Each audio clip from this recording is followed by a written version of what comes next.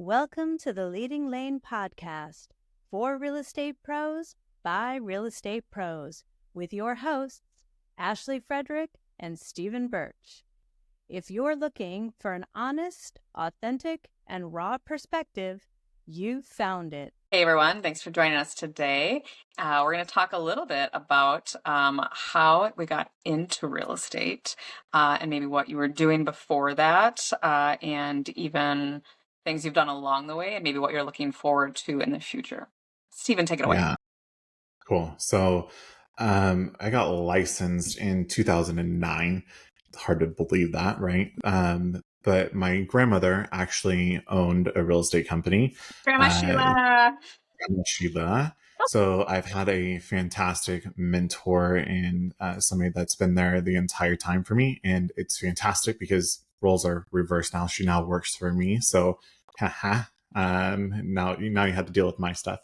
But no, for real, I've had a fantastic mentor, and we started with a national franchise. Then, long story short, we went independent, and then we joined another national franchise in 2016. Yeah, in 2016.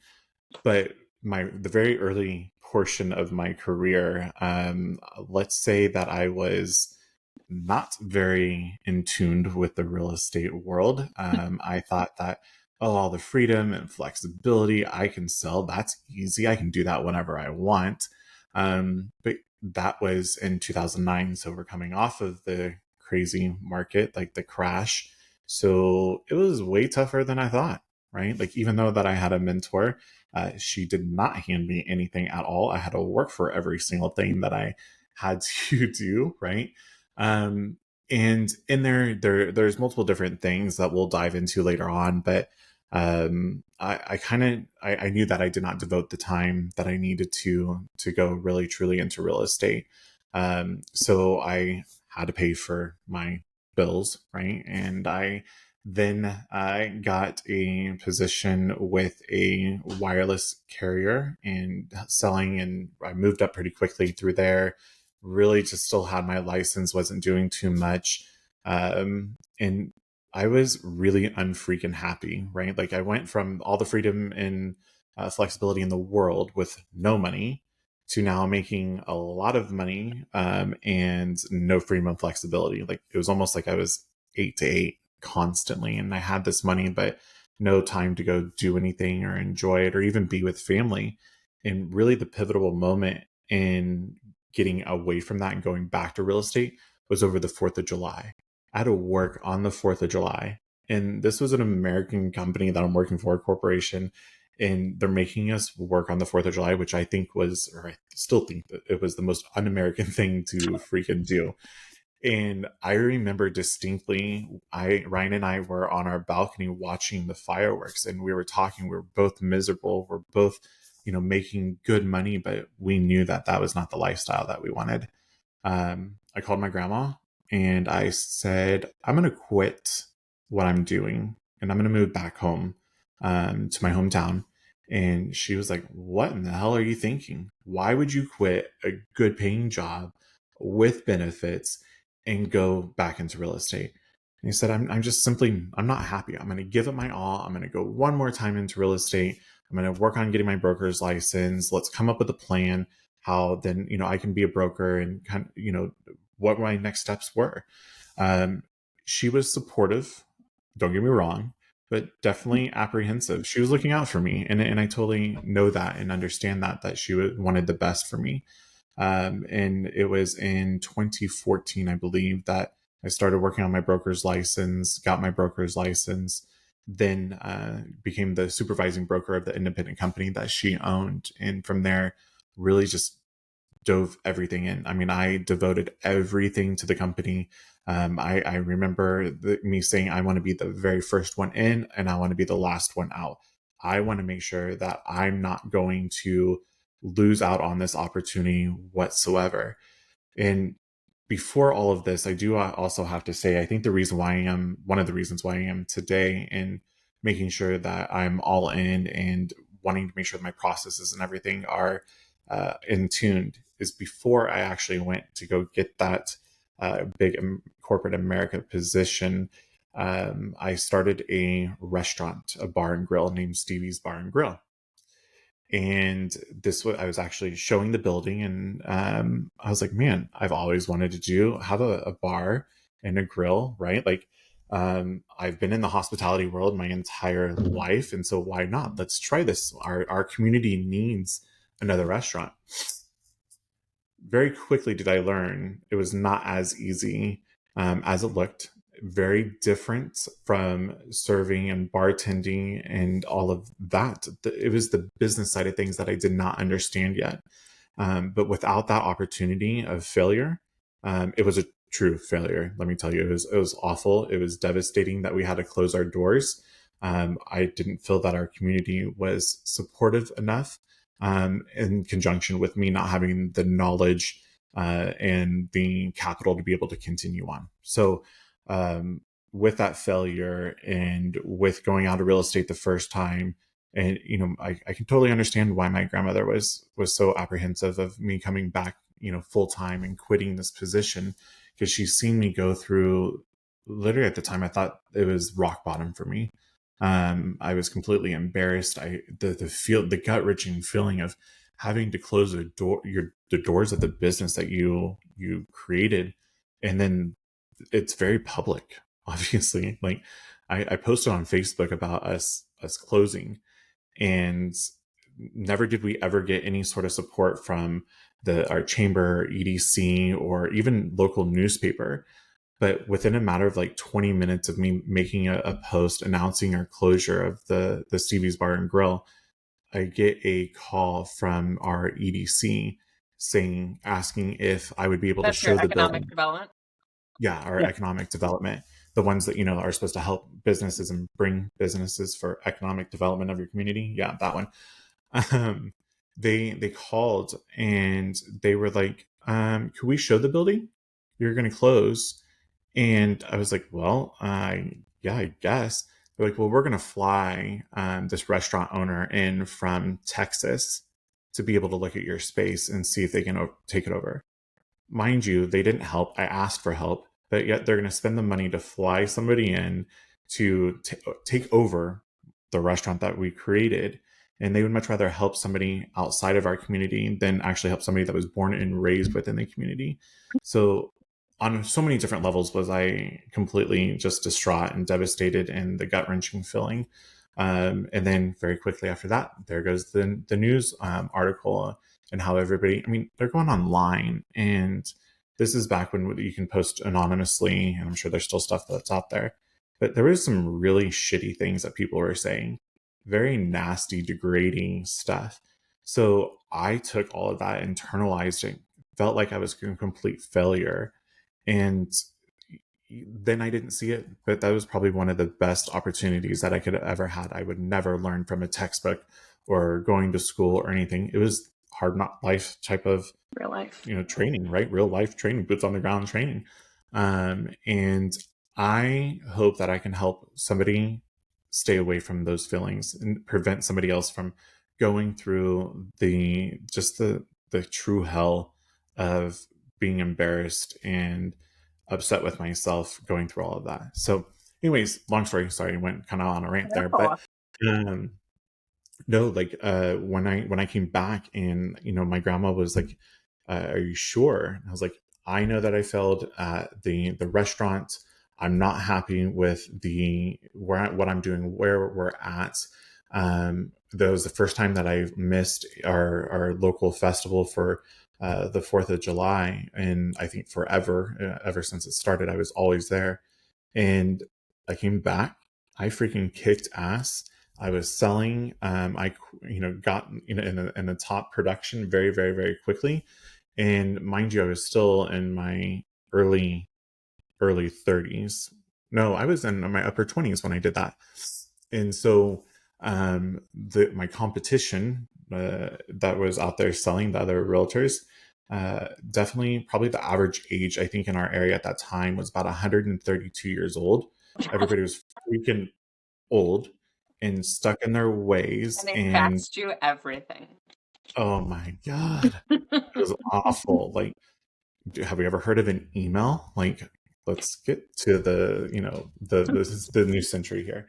But yeah, so anyways, the being able to go through all of that and realizing that I had to overcome in my community my failure, and I had to step back into another quote unquote public figure role, get out there and sell, and now I have my competition that has this leverage, if you will, that they think that they're better than me. They think they know all of it. They didn't want to listen or do anything whatsoever. So I got damn good at what I was doing. I knew the contract from front to back, left to right. I can read it upside down. I knew the laws like to the T, and I started to make sure that I would not allow these other agents to bully me. I bullied myself long enough. I don't need other people to do it for me. And I became an aggressive bulldog, and I was ready to negotiate. Let's go. And I got in, I think I was in the top like 1 or 2% of our market of sales very, very quickly. So yeah, that was crazy to think. That is crazy to think all of that shit that we went through and where we're That at was now. all at the independent franchise? Right. Yeah, that was all at the independent. And Then so what led you to the broker part of it? yeah, well, I mean, my grandmother was getting older. And so I think she finally got that light, that aha moment that, okay, I'm here. I'm doing good. So we started talking about like her exit plan. What does that look like? What does she want to do to go enjoy her life now? And because she's devoted so much to real estate and to our community as well. And that's where we really started looking around at different brands of who we wanted to associate with. And at the time, I really didn't know who I wanted to go with, but I knew being an independent was not for me. I needed to surround myself around other people, and I needed to learn from other people. Yes, my grandmother is fantastic. She's a great mentor, teacher, but I needed to be able to grow more. And I love my analogy that back in the day, you used to not have power steering, right? But you can still turn the corner, but it was pretty damn hard. And so what I like to think is I was the power steering fluid that came into this, and power steering to the business added to it, and what still can turn the corner, but it was going to be so much easier with the processes and technology and everything else that I was learning. Absolutely. So yeah, then we joined a national franchise, which has then led me to other relationships across the nation, which has been absolutely freaking fantastic. It has led me to consulting and doing one-on-one consulting coaching work with clients and helping them basically duplicate and replicate everything that I'm doing in my business, and be able to hand that over for them to do whatever they're choosing to do with their business and growing their business. We have now purchased a laundromat. And since then we've sold it. It was a pretty quick turnaround, but we purchased, kind of flipped a laundromat, sold that out.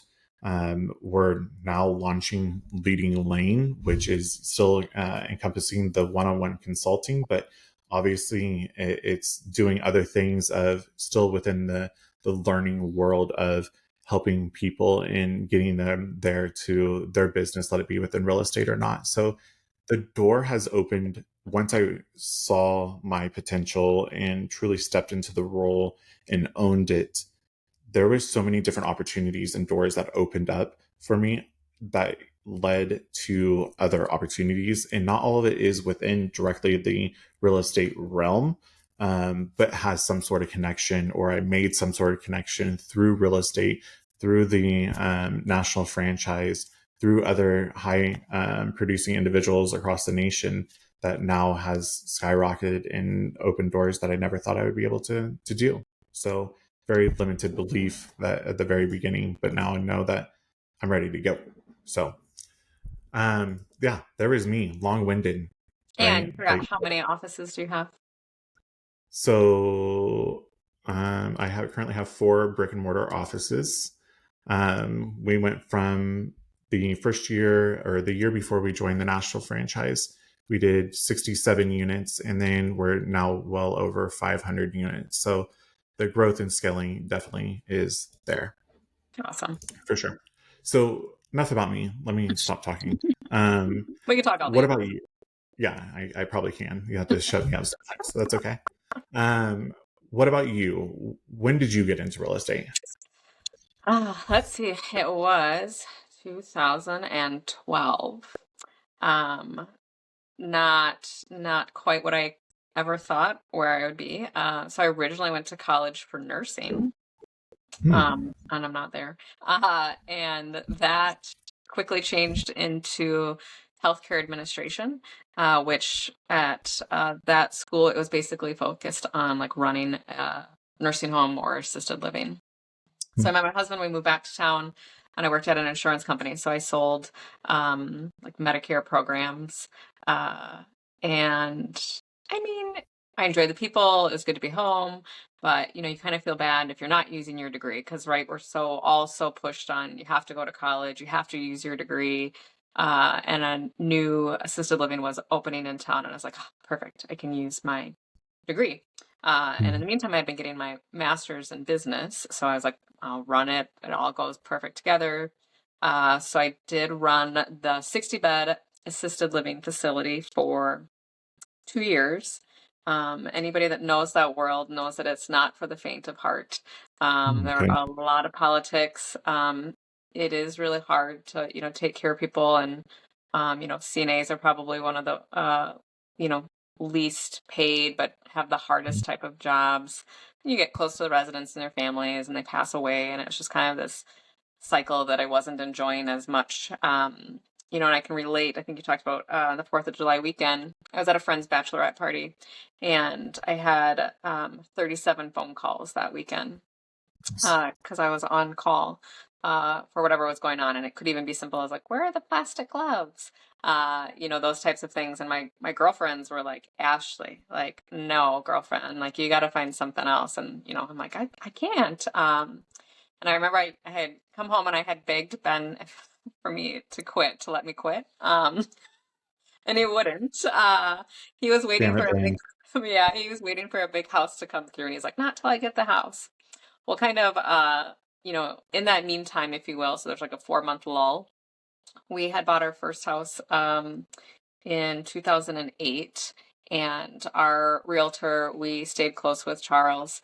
And every time we'd see him, you know, he'd be like, oh, you just like seem to know more about houses than the average bear. And I'm like, just, I enjoy it, you know.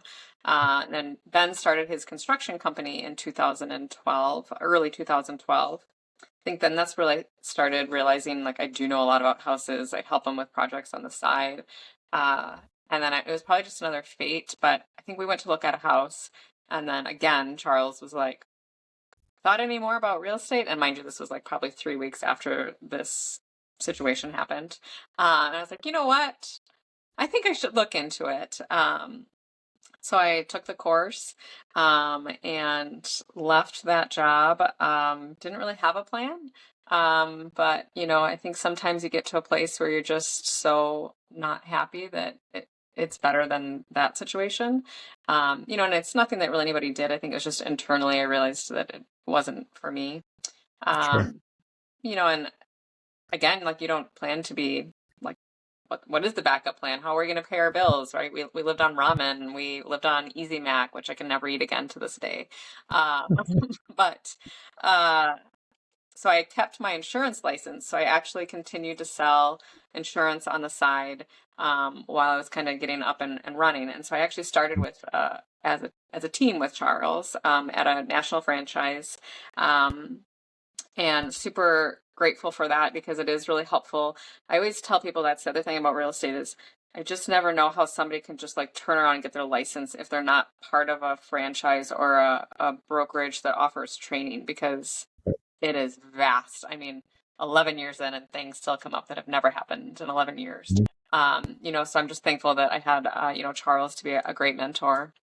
And as things progressed, you know, I worked in an office, same thing, like young female blonde, like they're like, who the hell is this girl and what is she doing here?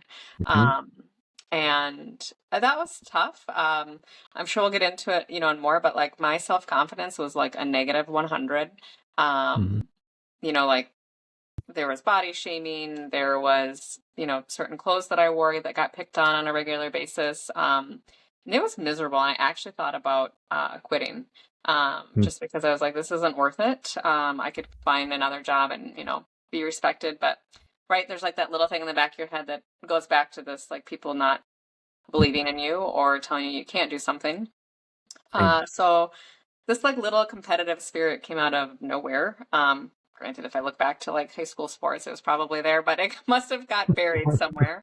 And then I was like, you know what, screw that. Like watch me. And things started to pick up, and it really was. I mean, it does help. I grew up in this town, so being able to have those connections and still see people, and then people realize that you're in real estate obviously helps tremendously. But it also, I mean, as you can relate, you also become successful by doing a good job. You do the things behind the scenes that no one ever knows about. You don't tell them when things are shitty. They just think it was like fantastic transaction. They nailed it. Like times I've cleaned out properties on the day of closing that people will never know about because it was just the experience that I wanted them to have, right? Nobody talks about those toilet bowls you've cleaned and you've picked up out of the yard and all that other stuff just to make it go to closing. But a lot of people don't understand that that's what it takes to be that extra edge. So I really started focusing on those types of things. And Charles and I had just kind of decided through time that the team part of it didn't work. And we decided just to be, single agents in that office, and always stayed, true to one another, bounced ideas off each other all the time. Awesome. But I think it probably got things a little bit worse in that environment too, because things were going well. We kind of always talk about, for whatever reason, it's kind of lonely on top, if that's what we want to say, which I've never understood. To me, it's more of like, why are we not scooping up everyone with us? And there is no top and there's no bottom. We're just all successful. We're all happy. Because success is different to some people. Some people are driven by numbers. Some people are driven by having food on the table for their family, right? So however that success looks for you, like we should be helping one another. And I was missing that link there. And it was just like a weird events, probably some self-confidence started to kick in.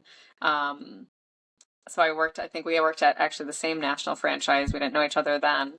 But I'll keep it real short. But as you know, like super strange, you get this phone call that I need to fly out to California. Nobody will tell me why.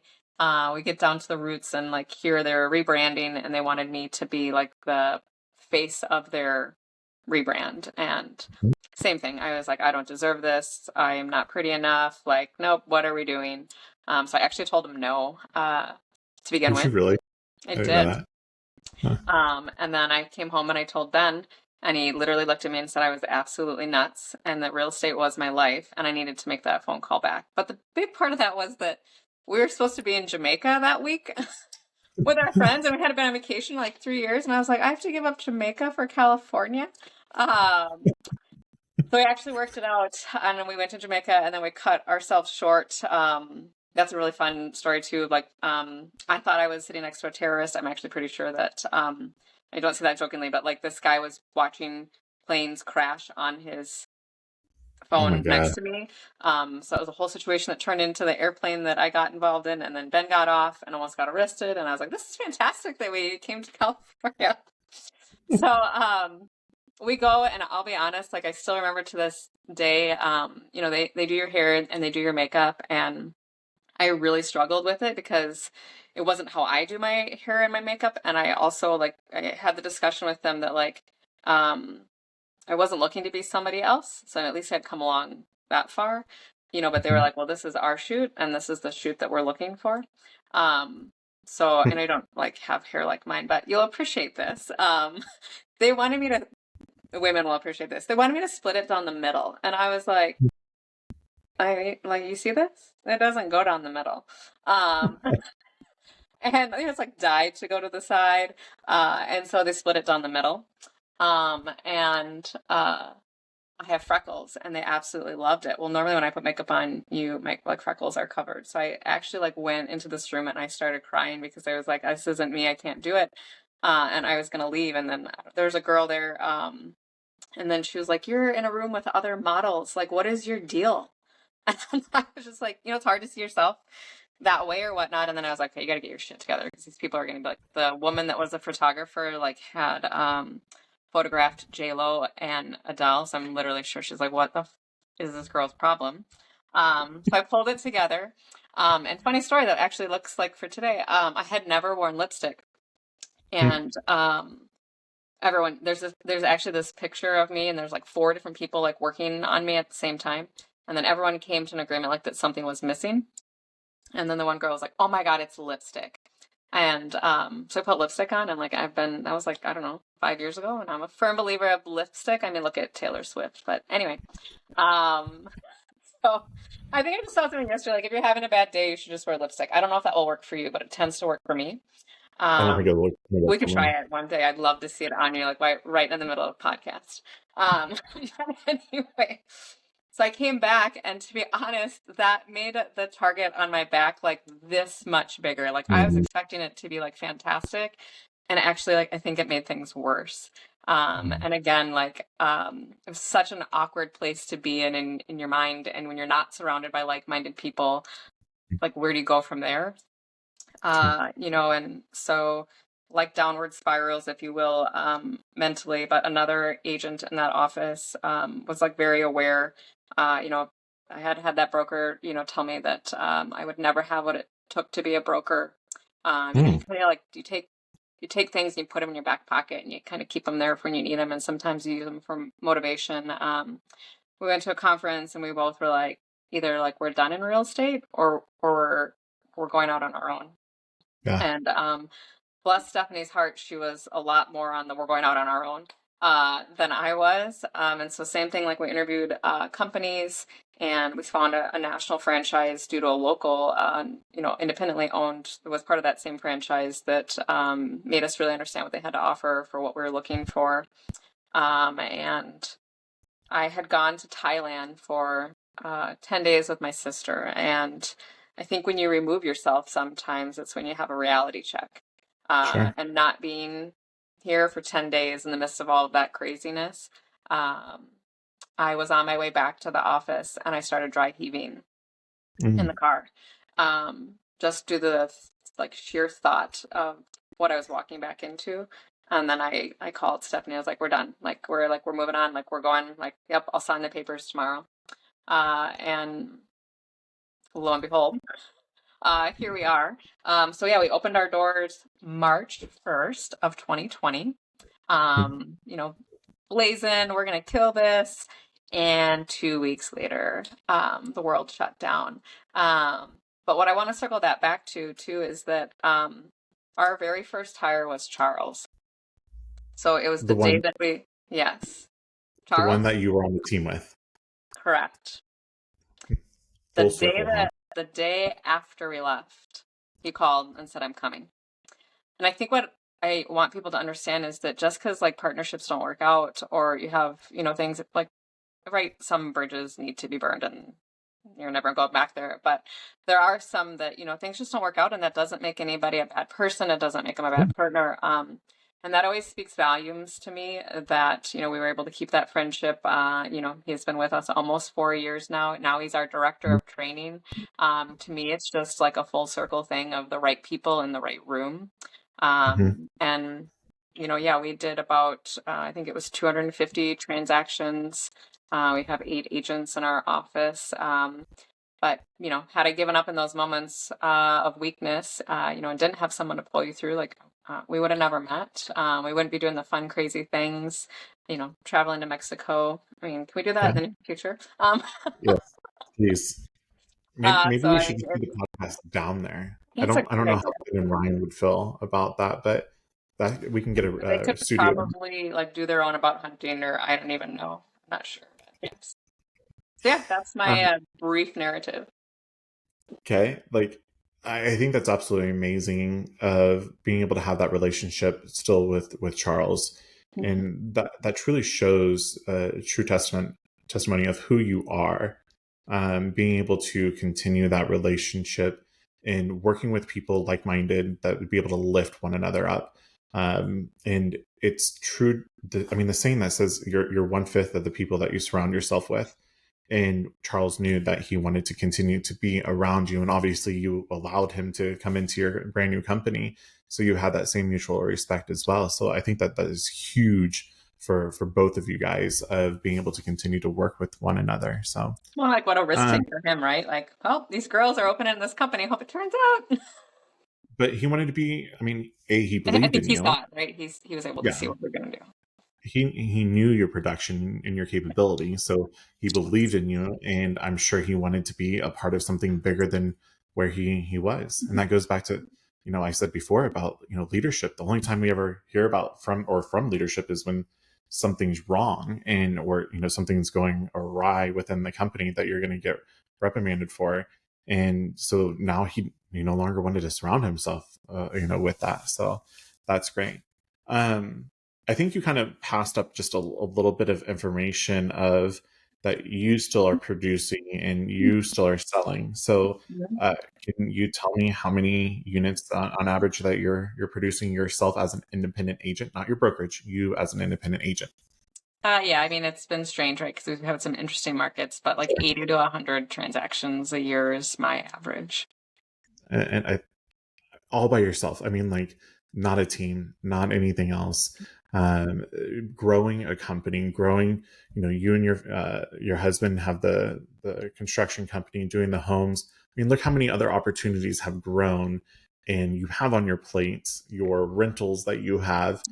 Like, how many doors were open for you, and still opening for you, and you're still able to manage all of it and keep that same level of production. Like, kudos to you. Like, Thank you. big I mean, kudos. I think you like Yeah. said that, right? Like all these opportunities, I think that, a lot of times people, if they've been, hurt in the past or jaded, I think that sometimes they have their guards up, all the time, which is understandable, but there are so many doors to be opened, and not all of them are meant for you or I or, or other Mhm. people, but I think you have to be willing to open the door, a little peek. What does that look like?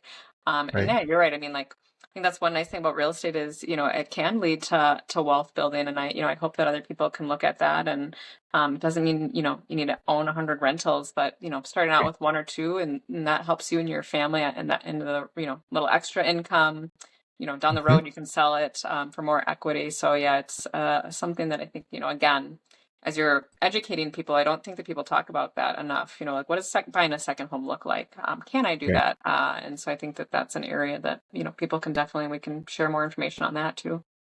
Absolutely. Absolutely. Well, I think needless to say, both of us are in a very unique position right now, right? And I know that both of us are extremely blessed to have everything that we have had. But uh, with that, it's not a bad thing to be able to say, I worked damn hard to get where I'm at. I'm proud of where I'm at. And one of my biggest frustrations in success is people saying that must be nice. I hate that. And my response, and we can go into this, I think this probably is our next Oh yeah. topic, right? But it must be nice. And you know what? It is nice. And I worked hard. We both have worked extremely hard. We've surrounded ourselves around positive people, and we continue to push each other. So it is nice. So It's nice. congrats to you. And Yeah. to you, my friend. Perfect.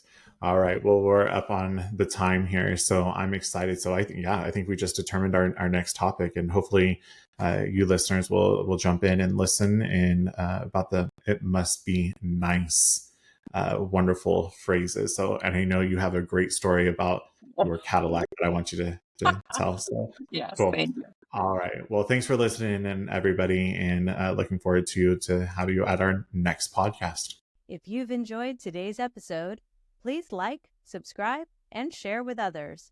Stay connected for more genuine insights and strategies to boost your real estate career on Facebook or check out our website. We'll see you next time.